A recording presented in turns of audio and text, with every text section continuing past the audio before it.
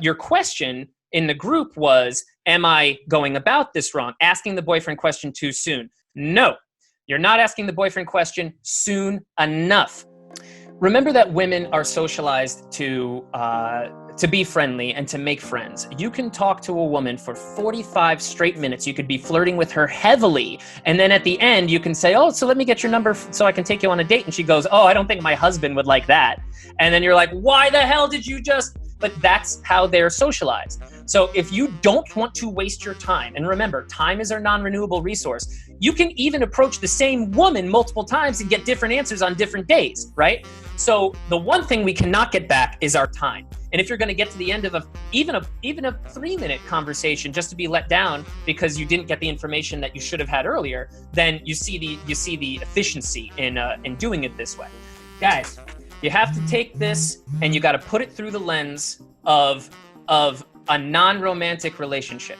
Just because you're trying to have sex at some point doesn't change the rules about who becomes friends with who, right? Think about all of the friendships in your life. You didn't go to that person and then like figure out like all this that the other date coaches try to teach you about, like trading value and banter and blah, blah, blah, blah. It's really as simple as you stood next to another human being, you didn't punch each other in the face for a while, and then you decided to make plans to hang out again. It's really that fucking simple. What? Did we just become best friends? Yep. Just because she's got some titties doesn't mean the rules are any different. The only time they're different is when you're not really that compatible and you're trying to get around some incompatibility, right? I am more direct than everybody in here, right? More direct than all of you by far. When I meet a woman on the street, I'm pulling out a picture of my wife and I'm telling her all the drugs I do and all the fucking kinky sex I do. And before I even get her phone number, I'm having that conversation, right? I am not struggling to find sex partners. For all of you guys who are into personal development and you actually want to make your life better, you want to love more, you want to feel more, you want to connect more authentically with other people, you want to take more chances, or you just want to make friends with some really, really amazing guys that are going to help hold you accountable to achieving your goals and building that life you've always wanted, please consider joining the Infinite Man online community. Some amazing, amazing trainings all about social freedom, self-expression, being able to like laugh, express who you are, and connect with people on a really, really deep level. It's all happening inside the online community, so please click the link below. I love you, and I'll see you when I see you. Mwah. So if you're worried that asking a woman if she's single, if you're worried that being respectful and asking a woman if she's single and actually making yourself more attractive by showing her that you are aware of the possibility that she might have a relationship and you want to check on that first before you hit on her, if you think that's going to scare her off, well, what else can scare this girl off?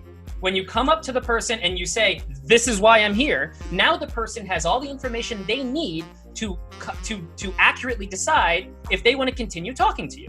So if you walk up to a woman and you say, hey, I'm approaching you because I'm interested in dating you, you have now given her back the choice to decide whether or not she wants to invest her energy in this interaction with you.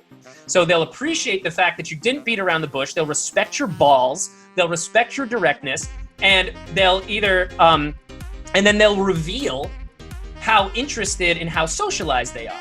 Because you could talk to a woman so say you walk up and say you're talking to a woman and let's say she assumes you're gay. You're wearing some flamboyant shirt or something. So you're non-threatening. She's talking to you for 5, 10, 20 minutes or something like that. And then at the end of the conversation, you say something like, oh, so this has been such a lovely conversation. I'd love to take you out on a date sometime. And now her smiling, happy face all of a sudden gives you a look of horror.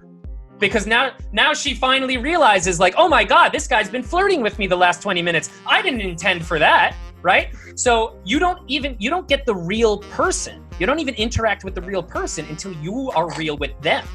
So the more that if there's something on your mind that you want to express to a person and you're not saying it, then you're not having a real interaction and you can't base your relationship off any of the information that you got because it's the wrong context. So as soon as you put it in the correct context, now you can trust what happens in the conversation. So if you walk up and you're like, hey, you're cute, do you have a boyfriend? And she's like, no, I don't have a boyfriend. And then you feel like she's flirting with you from that point on, chances are she's flirting with you. She actually is interested. So then that's what I call actionable information. Gives you the information to invest. But if you don't bring it up, or if you even make the mistake of trying to start it off on the friendship foot and like, oh, I'll subtly sneak in late, then it's basically a disaster waiting to happen. This is how you avoid being a creep. You're creepy. Creepiness is cognitive dissonance. Creepiness is when your outsides do not match your insides, whether it's the words you want to say or the thoughts that you're currently thinking. So when you walk up to somebody and in your mind, you're like, I want to f her, I want to f her, I want to f her. But the whole time you're going, yeah, so lovely weather we're having, right? No, you're the fucking creep. She can tell. She can smell it on you, and it's creeping her the fuck out. You'd be a lot less creepy if you walked over and said, hey, I don't want to sound offensive or anything like that, but you are one of the most gorgeous women I've ever seen, and I would love to flirt with you for the next 5 minutes. That's not creepy. That's straightforward.